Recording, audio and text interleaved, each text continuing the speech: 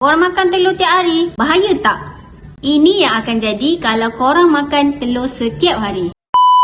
Yang pertama, otot dan tisu korang akan dapat asid amino yang berkualiti tinggi. Dan yang kedua, korang akan dapat protein yang baik. Yang ketiga, walaupun telur tinggi kolesterol, tapi korang akan nampak penaikan kepada lemak HDL, iaitu lemak yang baik. Dan yang keempat, kalau korang makan telur time breakfast, gula dalam darah korang akan jadi lebih stabil. Tapi korang nak tahu tak, ada satu pemanis yang dapat bantu korang menstabilkan gula dalam darah. Ini dia Scalavia yang bantu gula dalam darah korang walaupun korang makan minum manis setiap masa. Bukan sahaja kosong gula, kosong kalori, tapi ia juga dapat bantu peredaran darah dalam badan korang. Selain itu, ia juga dapat bantu untuk meningkatkan sensitiviti insulin korang. Jadi, gula dalam darah korang lebih cepat diserap ke dalam sel. So, korang nak tak jaga gula dalam darah korang? Mulakan dengan Scalavia, pemanis sihat. Tekan link di bio untuk order sekarang.